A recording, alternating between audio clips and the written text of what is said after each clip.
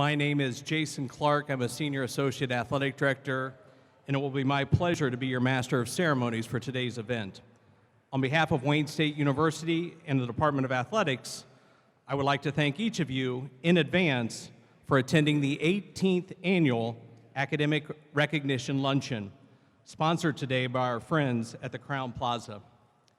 Today's event is an opportunity to showcase and recognize the best of Wayne State's student athletes who have earned high academic marks while also managing the rigors, challenges, and demands of intercollegiate athletics. We are very proud of all the outstanding young women and men who represent Wayne State in competition, in the classroom, and throughout the university community. At this time, I am delighted to introduce a number of special guests who have joined us today. Dr. M. Roy Wilson, President, Wayne State University. Jacqueline Wilson, Wayne State University First Lady and Director of the High Program. Brandy Banks, Title IX Director. Chief Tony Holt, Wayne State Public Safety. Representing the Provost's Office, Dawn Medley, Associate Vice President for Enrollment Management. Catherine Kay, Director of Financial Aid. Erica Matthews-Jackson, Director of Admissions. And Monica Brockmeyer, Associate Provost for Student Success. Additionally, Linda Beal, President of the Academic Senate. Lou Romano, past President of the Academic Senate. Nadia Simon, Academic Senate and University Advising Center. Mr. S. Gary Spicer, Sr., Chair, Wayne State Athletics Capital Campaign Committee. And Mr. Keith Williams, former County Commissioner and Chair, Michigan Democratic Party Black Caucus. At this time, I would like to acknowledge and thank a number of our corporate sponsors in attendance. Represented today are Trinity Transportation, the Detroit Sports Commission, Tropical Smoothie Cafe, and 2 men in a truck. Thank you for all your continued support of our student athletes and our coaches. And here to provide a brief student athlete address is a representative of the Warrior Elite, Mr. Nicholas Ang. Nick is an honors, a psychology major, a member of the Student Athlete Advisory Committee, and a member of the GLIAC champion men's tennis team. Nick?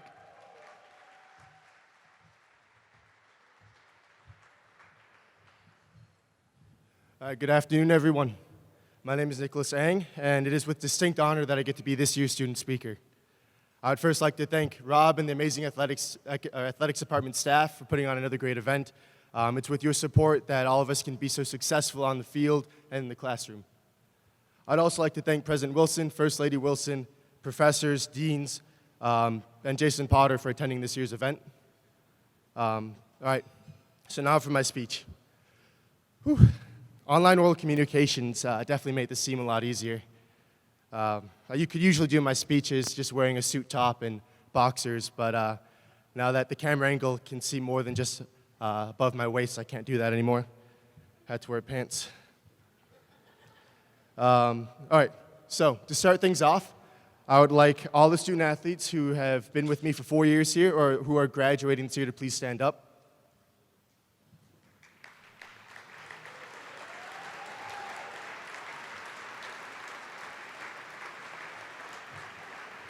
All right, stay standing, stay standing. I'd just like to read off a few stats about you guys, that all of your accomplishments that you guys have done over the past 4 years. So, on the field, this team has seen 5 GLIAC titles, 4 individual GLIAC titles in swim, along with a ton of All-American honors in both swim and fencing. Their successes on the field extended to the classroom. For athletes that are currently standing, their average cumulative GPA is above an impressive 3.3. Just above 77% of you have above a 3.0, and 42%, almost half, have a cumulative above a 3.5, with 2 students maintaining a perfect 4.0 for the past 7 semesters. While these numbers are beyond amazing, the stat I'm most impressed by is your community service. Over the past 4 years, the department as a whole has gotten about 40,000 hours of community service to improve the surrounding community and that's just an impressive number. So to all of you standing, I'd like to acknowledge you for your successes and everything that you've contributed to athletics, your team, and the Detroit community. Let's hear it one more last time for these guys.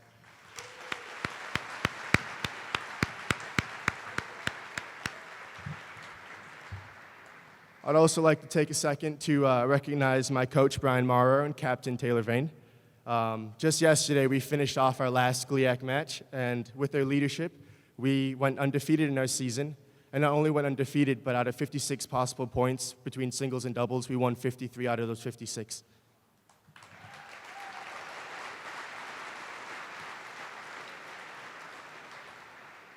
Now, as Rob always says, I have a story for you. Now, it's a fairly popular story, and some of you may have heard this before, but I'd like to share it anyway, because about a few years ago, a nurse shared the story with me, and the lesson I learned from it is something that'll stay with me for the rest of my life. So it goes like this. One day, a man was walking along the beach when he noticed a boy picking something up and throwing it into the ocean. Approaching the boy, he asked, "What are you doing?" The kid replied, "Throwing starfish back into the ocean. The surf is up, and the tide is going out. If I don't throw them back, they'll die." The man said, "Son, don't you realize that there are miles upon miles of beach and thousands of starfish? You can't possibly make a difference." The boy looked up at the man, bent down, picked up another starfish, and threw it back into the surf. Smiling, he replied, "I made a difference for that one." In life, we all come across problems that are bigger than ourselves. Too often, it's easy to say you can't make a difference, so there's no point in trying, which sometimes that can be true. There are plenty of problems that you face like this out there, but if you don't go out there and do something about it, maybe no one else will. For example, the organization I helped co-found, Detroit Feedback Loop, may never be able to solve urban hunger, but the 26,000 meals that we've donated so far is only a drop in the bucket to the 795 million people that go hungry every day. But one of those donations that we did may have been one less meal someone has to worry about, one more day that they don't have to go hungry, and another day that they can get closer to getting back on their feet. Remember that everything you do, no matter how insignificant to the larger problem, can make a difference. With that, don't forget that with each and every one of us have the ability to change someone's life. The athletes at Wayne State and the senior class are an outstanding group of people, and you've accomplished so much so far. Down the road, if you're faced with a problem that's too big for you, I encourage you to not back down and to try to do something about it. You'd be surprised by the difference you can make. Thank you.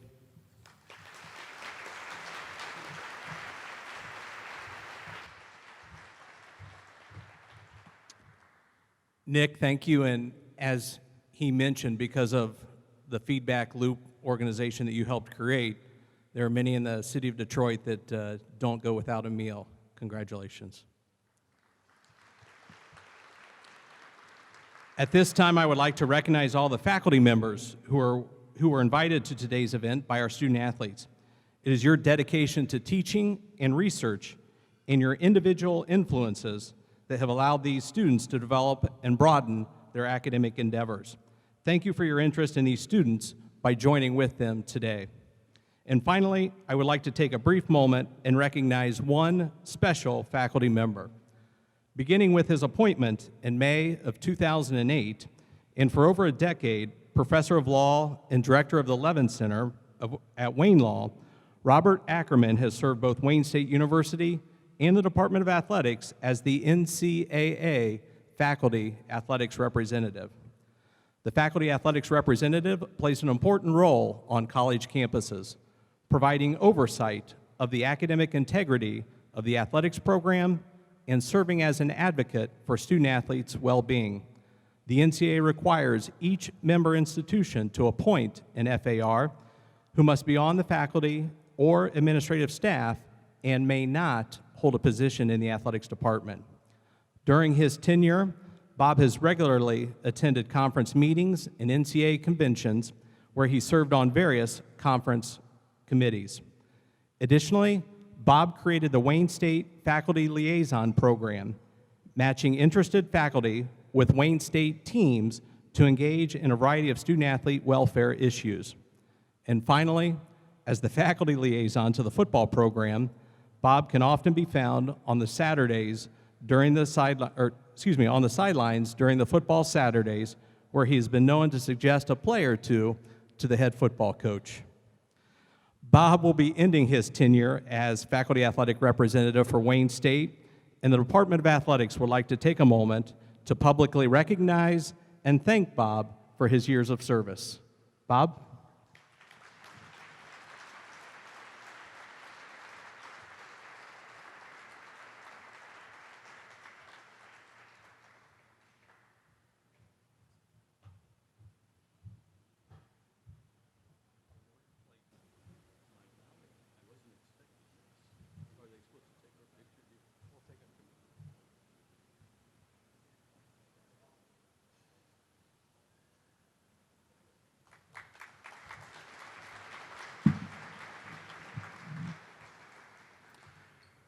Thank you, Jason.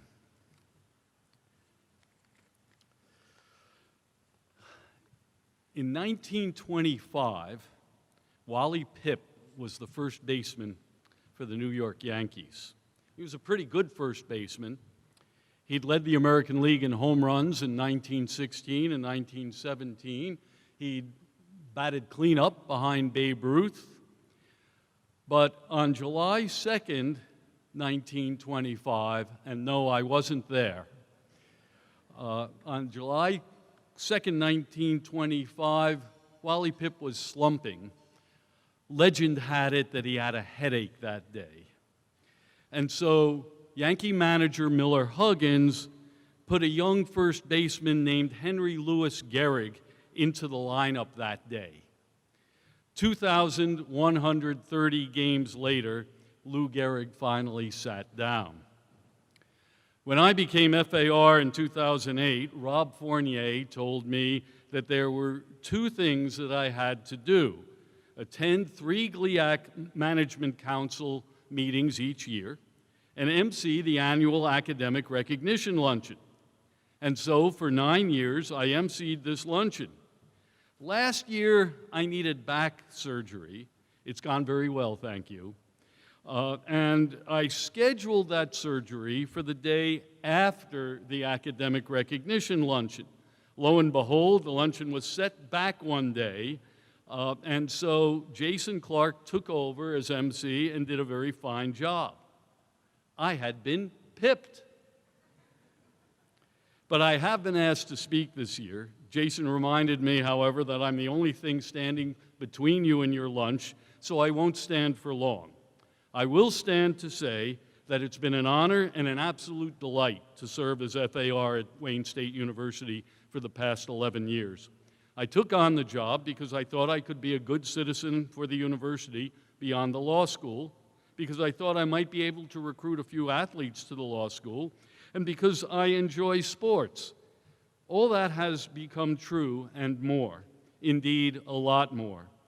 This athletics department and the people in it have given me more than I could have ever hoped, because this department is not just about athletics. It is a repository of an ethos of hard work, fair play, academic achievement, and community service. It begins with the athletic director, Rob Fournier, and the outstanding staff and coaches he has brought to our university. I love my colleagues at the law school, some of them are here, and I have equal regard for the fine people who toil west of the lodge. People who always greet me with a smile and a kind word. And the coaches have in turn recruited a group of athletes who are the most wonderful people one could ever hope to meet. When I've told folks off campus that I was FAR and the liaison to the football team, people from off campus have sometimes said, I'll bet those athletes give you a lot of trouble. Yeah, trouble like when a few years ago, 2 football players asked me if I could help them set up a charity to benefit poor children here in Detroit. Trouble like the record for community service that exceeds that of any school in the Big Ten. Trouble like that brought by people like Maggie Stalker, Ian Larkin, and now Alex Krasuski, who have distinguished themselves both on the athletic field and in the law school classroom. Trouble like being honored to travel with Mike Horn and the golf team on their southern trip a few years ago, displaying my horrible golf game and almost driving the team off the road. Don't tell our insurance carrier. So much trouble that we've had to move this honors luncheon from St. Andrew's Hall to this more spacious facility. Trouble like the friendships I've been able to build with people for whom I have developed great fondness and who have become role models for me. And while I love you all, I must give a special shout out to Paul Winters. Paul, where are you? There he is.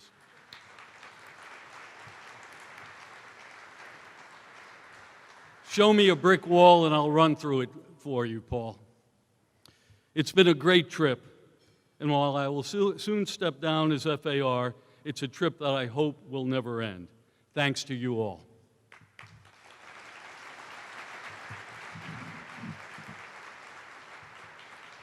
I've been pipped and I've been plated.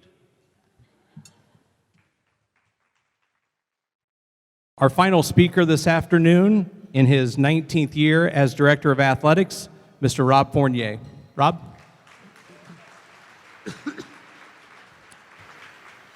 Thanks, Jason. I, too, want to welcome all the faculty here today. I was walking around at some of the tables, and I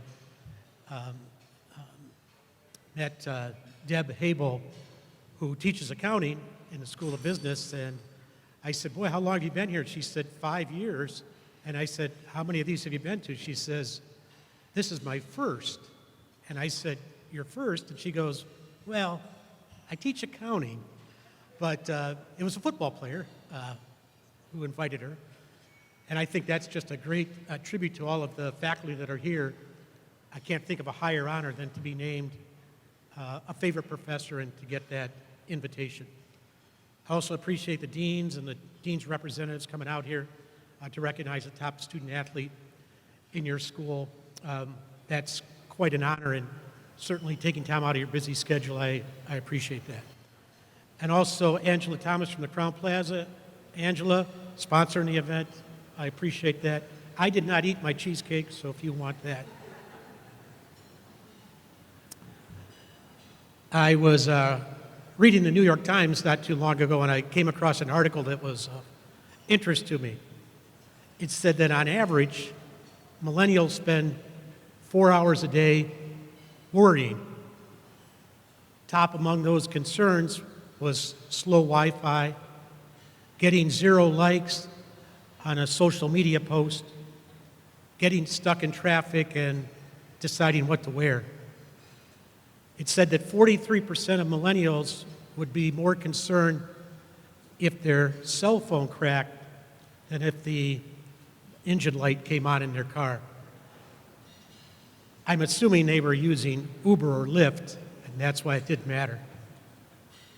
I don't know who these people sample, and I don't know who makes up that representative group, but it's not the student athletes that I know.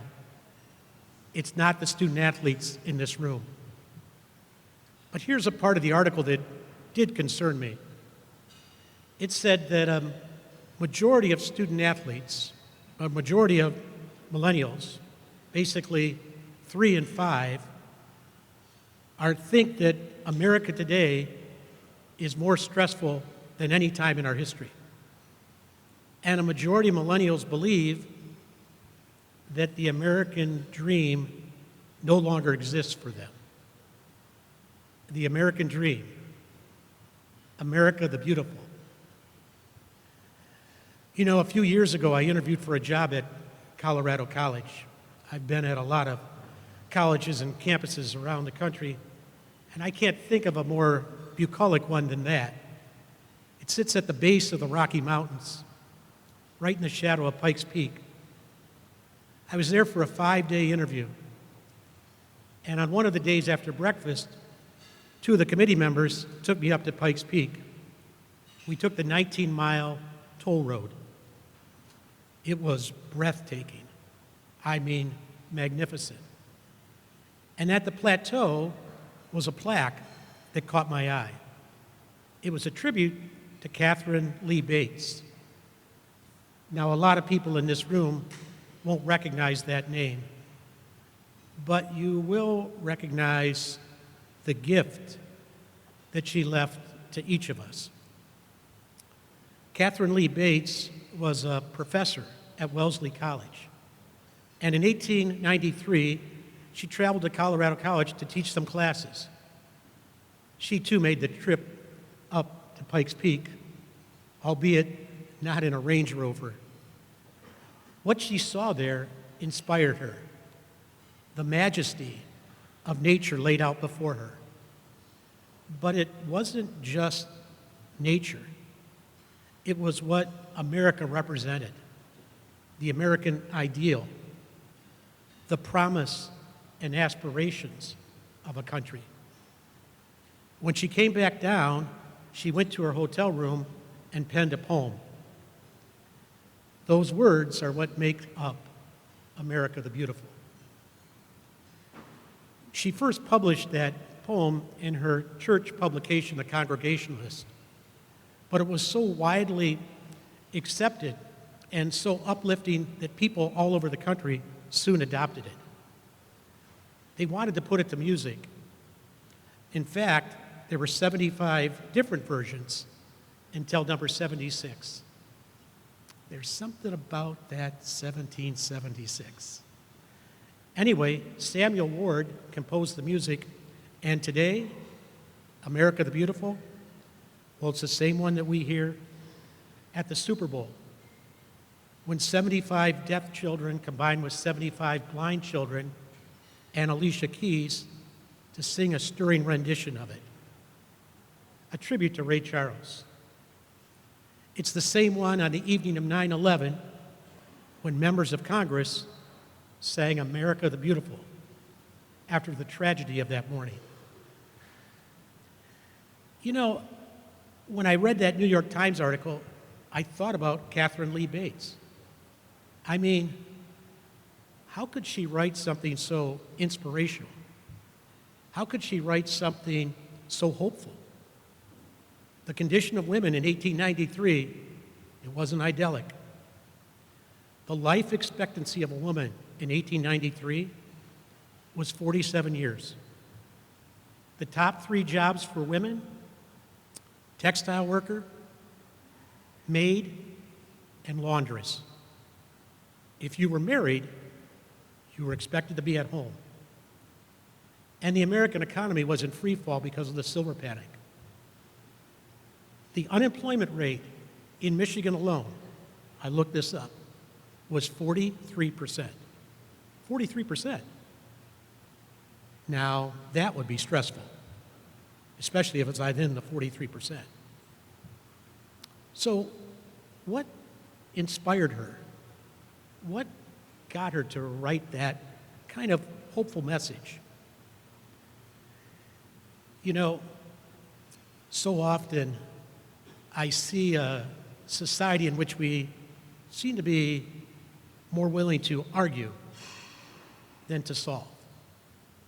I see people with their hands clenched so hard behind their position, they can't open it up to the other side. There was a famous high school coach by the name of Howard Ferguson.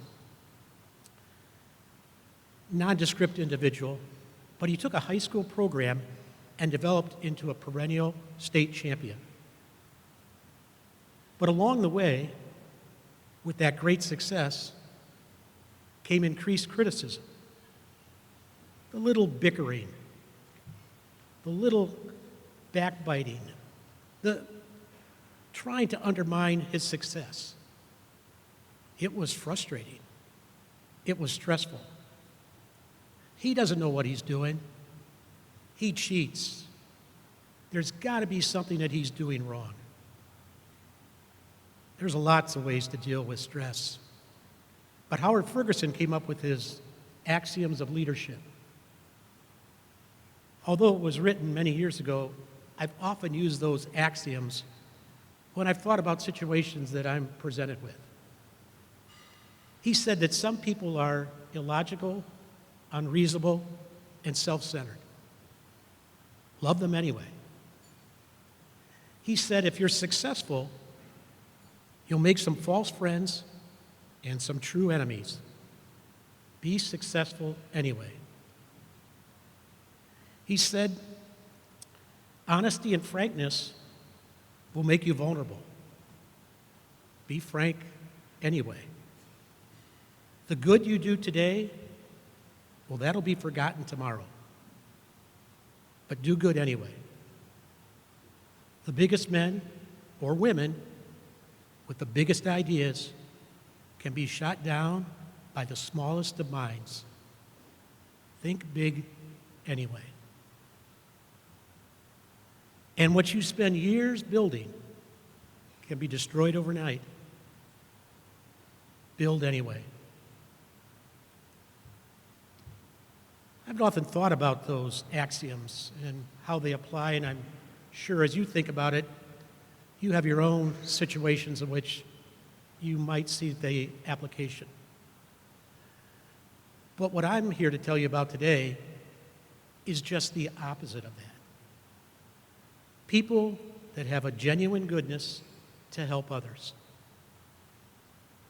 You know, a university, a country, even an athletic department develops a culture. Part of that culture is reflected in those numbers.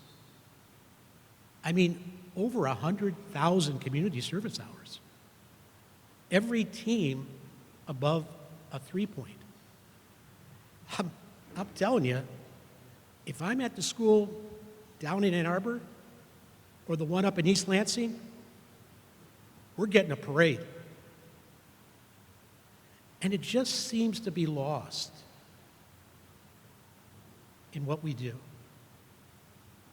That's not saying that there should be any special acknowledgement, but it also shouldn't be diminished.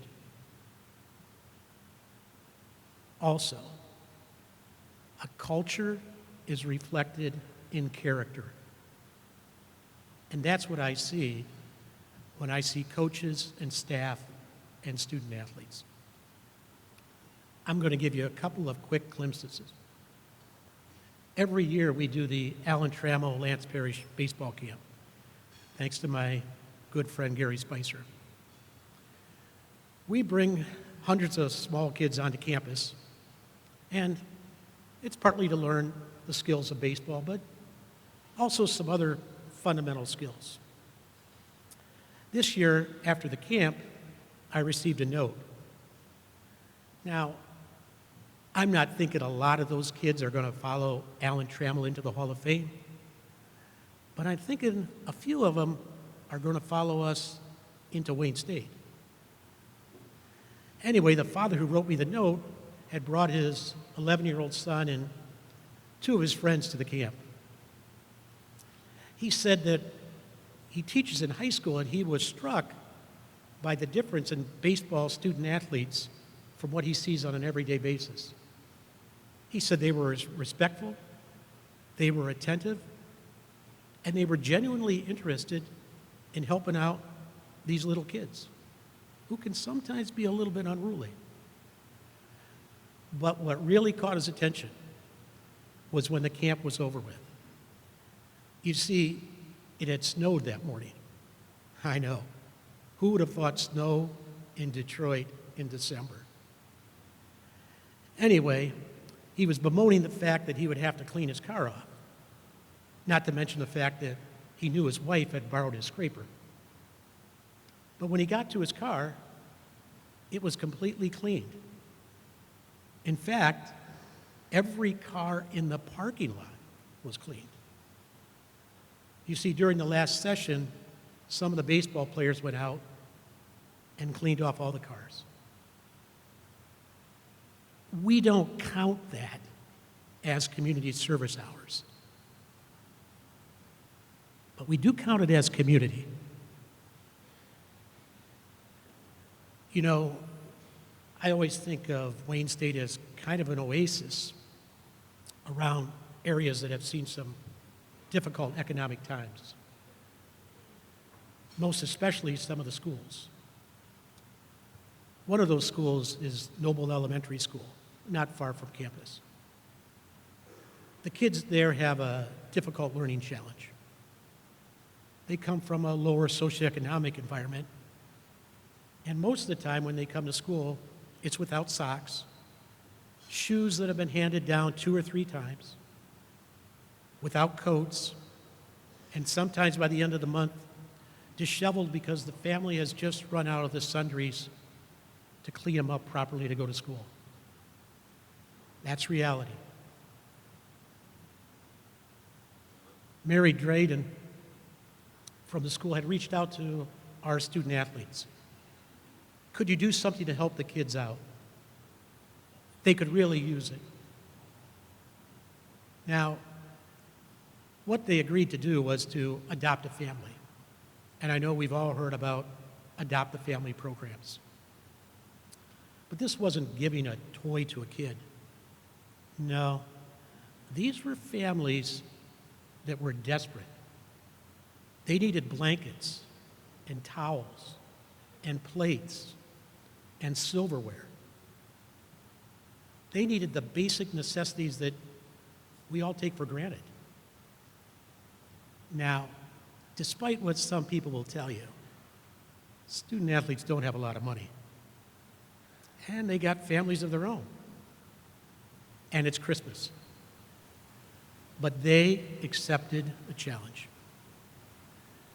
That social worker had hoped to reach 20 families, but we didn't have that many teams. But she said the 20 families desperately, desperately needed it. So 3 of our staff, Candace Howard, Ashley DeCita, and Kelsey Myers, took it upon themselves to be team number 20. There's a great picture that was posted. The women's basketball team was going into Walmart to buy some of those necessities, and the men's tennis team was there as well. The men's tennis team was there to buy a bike for a youngster they had never, ever met. And the men's tennis team had the highest GPA at 3.74, and Nick told you, they just kicked the ass out of everybody they played this year. That's not bad. You know, when the parents and the guardians came in to get those packages on December 21st, they were all neatly wrapped, all assembled. But you know what? Not one package said Wayne State. Not one package said athletic department. They all said Santa. Those families desperately needed to see America the Beautiful. Those kids desperately needed to see America the Beautiful. We didn't need the credit. These are the Santas. You know, if you're ever in Tuscarawas, New Mexico, there's a part of the highway that you can drive on that actually plays America the Beautiful. First time I rode over, it scared the hell out of me. If you drive 45 miles an hour, it's like a piano. And that's the song you hear. It's on Old Route 66. That was the connector between the East and West. Thousands of families traveled it. You know, America still does that. We still connect people,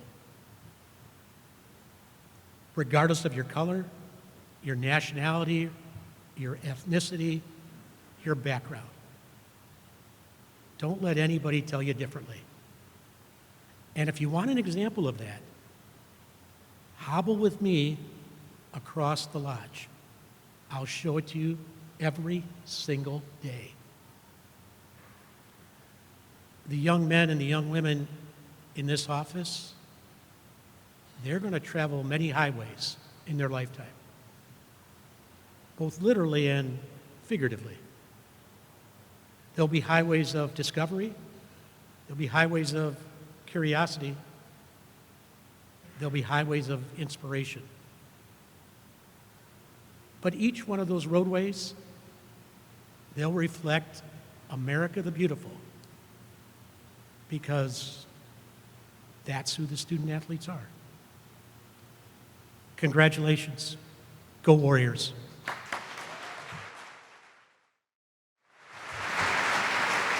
Ladies and gentlemen, our Warrior Elite. The final group we're being honored today is our Dean's Award winners, those student athletes who have earned the highest cumulative grade point average in their respective school or college. As I announce our award winners, I will ask that the Dean or Dean's representative please join the student athlete for the presentation of the award. From the Mike Gillich School of Business, award presenter, Dean Robert Forsyth. The 2018-2019 Dean's Award winner from the women's volleyball team is business management major with an accounting minor, Haley Tinelshoff. A member of the Warrior Elite for 7 consecutive semesters, including 3 semesters with a perfect 4.0 grade point average, Haley has been named to the GLIAC All-Academic Excellence Team and COSIDA Academic All-District nominee for the past 3 years.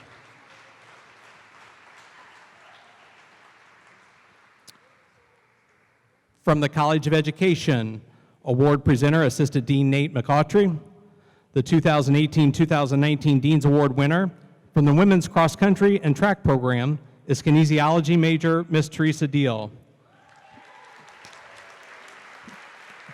Teresa has been named to the Athletic Director's Honor Roll for 5 consecutive semesters, including 2 semesters with a perfect 4.0 grade point average.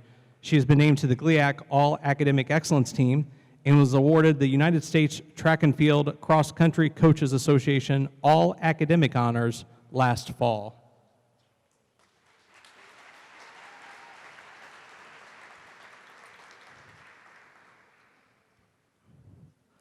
From the College of Engineering, award presenter, Associate Dean Jeff Putoff. The 2018-2019 Dean's Award winner from the women's golf program is mechanical engineering major, Miss Meredith Weidner. Meredith has been named to the Athletic Director's Honor Roll for 6 semesters. Additionally, Meredith has been named to the GLIAC All-Academic Excellence Team and was twice selected as a Women's Golf Coaches Association All-American Scholar.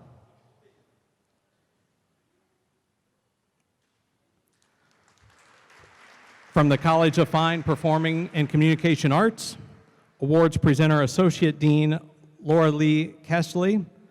The 2018-2019 Dean's Award winner from the Women's Golf Program is Industrial Design major, Miss Riley George. Riley was named to the Athletic Director Honor Roll for 6 consecutive semesters, 2 of which were perfect 4.0. Additionally, Riley has been named to the GLIAC All-Academic Excellence Team and is also a Women's Golf Coaches Association All-American Scholar.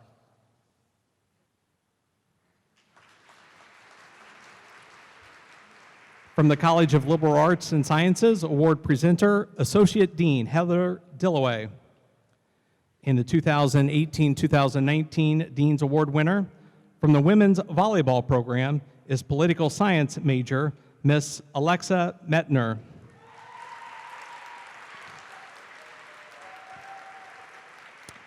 Alexa has been named to the Athletic Director's Honor Roll for 7 consecutive semesters, including 7 consecutive semesters with a 4.0 grade point average. She is a 3-time member of the GLIAC All-Academic Excellence Team and has been accepted and plans to enroll in Wayne Law School this fall. From the College of Nursing, awards presenter, Assistant Dean Kristen Aaron. The 2018-2019 Dean's Award winner from the Men's Tennis Program is nursing major Mr. Jason Potter.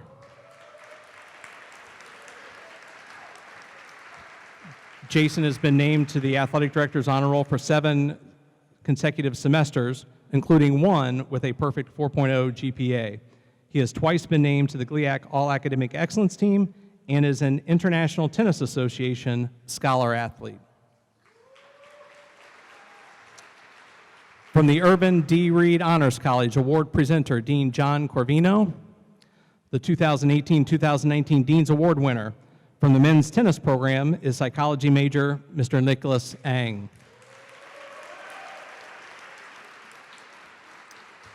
Nick has been named to the athletic director's honor roll for 7 consecutive semesters, including 7 consecutive semesters with a 4.0 grade point average. He has been named to the GLIAC All-Academic Excellence Team and an International Tennis Association Scholar Athlete. Additionally, he was selected as an Arthur Ashe Jr. Sports Scholar and was recently named a national semifinalist for the Coach John Wooden Citizenship Cup. Congratulations, Nick. From the Eugene Applebaum College of Pharmacy and Health Sciences, award presenter Associate Dean Richard Lucarati. The 2018-2019 Dean's Award winner from the Women's Cross Country Indoor and Outdoor Track and Field Program is Doctorate of Pharmacy major Ms. Jacqueline Feist.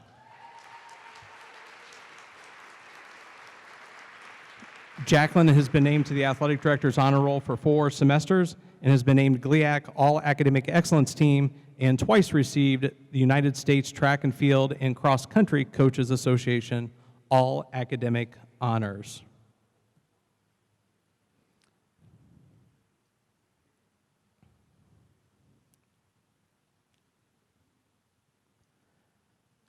And finally, from the law school, award presenter, Professor Robert Ackerman, the 2018-2019 Dean's Award winner from the men's cross-country program is second-year law student, Mr. Alexander Krasuski. Alex was named to the Athletic Director's Honor Roll this past semester.